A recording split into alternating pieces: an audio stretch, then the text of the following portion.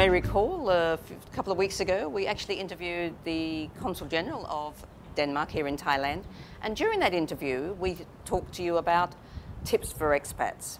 We also found out that the gentleman is a collector of sorts, and we promised that we'd come back and talk to him again, have a little peek at his private collection, and as he is the only foreigner here in Thailand that's opened a museum that we can all share, we're going to have a look at the museum too. So, Mr. Anders Norman, thanks again for letting us share your antiques. I guess we all would love to have a hobby, and antiques are very attractive. I don't think there is one definitive answer to that question. Why do you want to have an antique? Do you want to look into the cultural soul of the country you live in, or you want to bring back to your own home country a piece of memory for the purpose of investment? You don't want to open your own museum and one day say, hey, look. Let's go and see some of your favorite pieces. So this is the lift, huh? Absolutely. This is the forklift. That is the forklift. Okay. To the treasure trove. Is that right?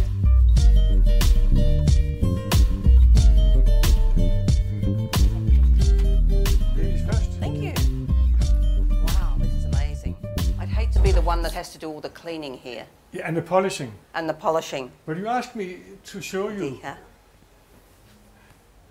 not necessarily the most expensive piece, but it's a piece which I think tells a very interesting story. It is a so-called maternity figurine, and it was placed outside the homes of a Thai family when the woman was pregnant, in the belief that all the evil spirits would go into the figurine. When the woman gave birth, or after the woman gave birth, they cut off the head in the belief that all the evil spirits would have been killed, and thereby protecting the baby. And this is purely in Thailand? Purely in Thailand. That is why it is so unique. Wow. I have not seen that in any other cultures. I guess that for all of us here in Thailand, the foreigners that come here, Buddha images have a very special place in our heart. Yes, I didn't say that. But for example, look at the serene face. The face is gorgeous. Fantastic. This is a Ching San. Ching San. Very classical Ching San on the lotus throne. And the patina is the pattern is beautiful. Fantastic. Can we have a look? There's one piece over here that I'm particularly fascinated. It seems to me to be very unique, and I assume it's Burmese. You're absolutely right. It is Burmese. But it's so unusual. It is very, very unusual. And actually it is strange, because I only purchased that quite recently. It is obviously a cabinet for prayer, and that is an alabaster lying Buddha from the 19th century, around 120, 150 years old. This cabinet, again, I was told is 150 years old. I do not necessarily believe that. It doesn't matter. It's old. But even if it was new.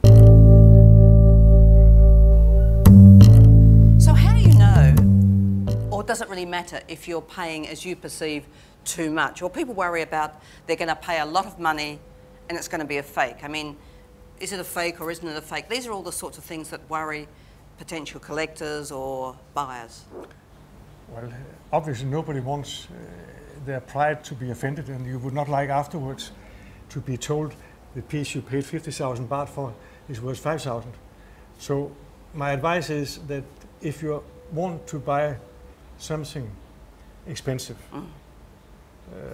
go to a dealer that either you know or somebody recommend, because you are more likely to be treated, what shall I say, not only with respect, but also with honesty. And if you go into a dealer's shop, antique shop, and you see pieces, then buy with your heart. And probably purchase the piece that you cannot afford. Why I'm saying that? That's because, first of all, the piece you can't afford is probably the better of the two choices. Secondly, you will soon forget how much you pay for it.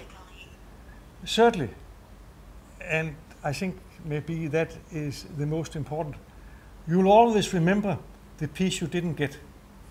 That's very true.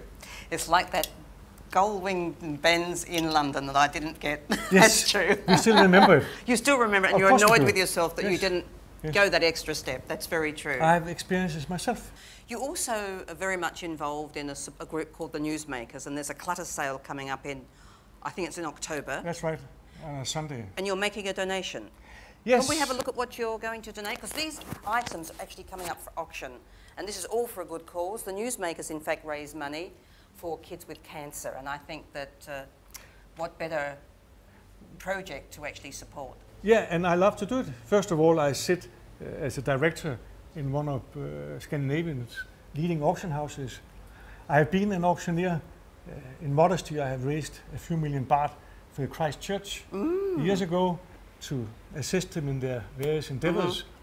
So I have picked a few pieces from my own collection, and I have also purchased from the company where I serve, and I felt that there is a mixed variety of silver, ivory, ceramics, 15th, 16th century Ming, some very, very nice 15th, 16th century Savangalok Sukhothai, for example. This is an original container for beetle, for the lime. For the lime. And here is, probably I shouldn't even, you're right, I shouldn't sell it, or I shouldn't give it away. This is a 500-600 years old spoon, metal spoon, which was discovered up in Dhaka.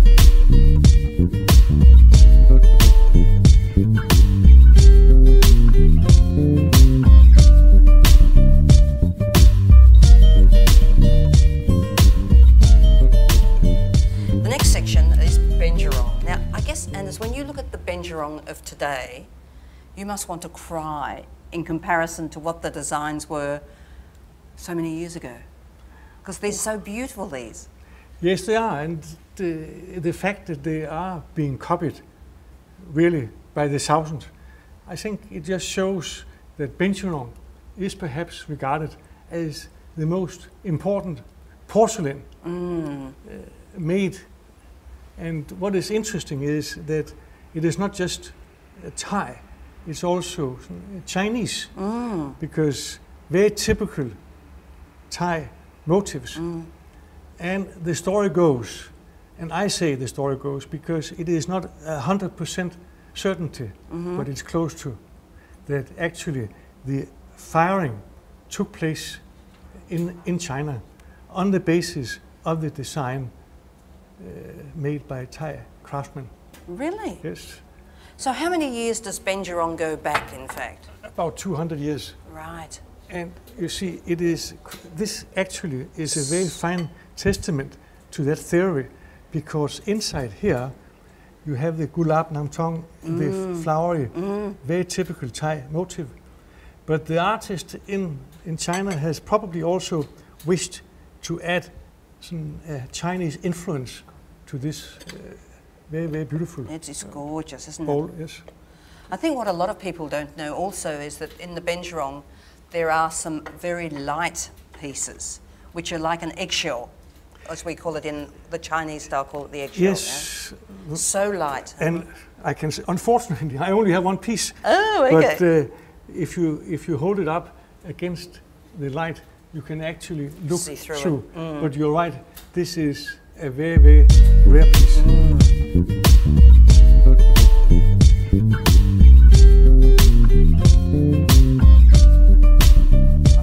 I do believe that I would like want to to stay show. in the small. Yes, I want to say in the small because the workmanship is absolutely unique. I've been in love with silver from the day I came. I'm very intrigued with the fineness of silver. And very often, not in this particular one, but there is a story, there is an inscription at the bottom which will tell you who was the owner or who made it, what year.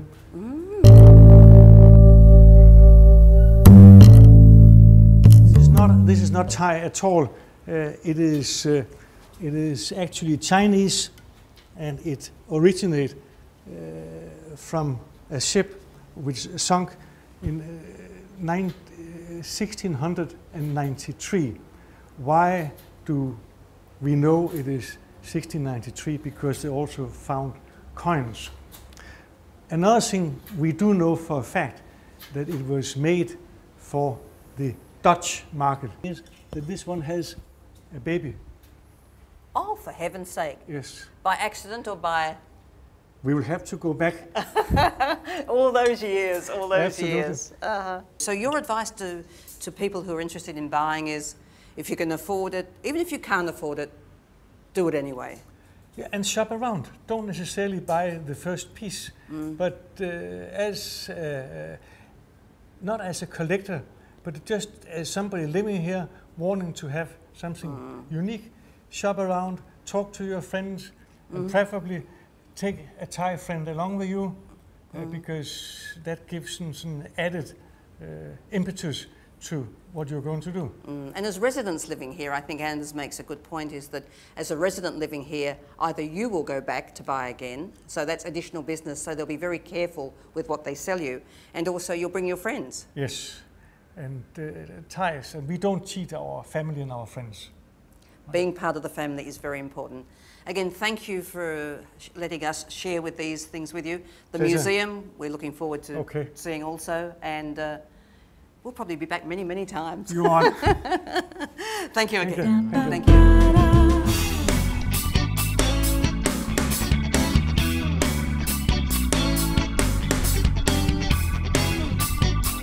Spending the weekend shopping might not be to everyone's taste, but even the most hardened anti-shopper is likely to find something of interest at the Chatuchak Weekend Market here in Bangkok.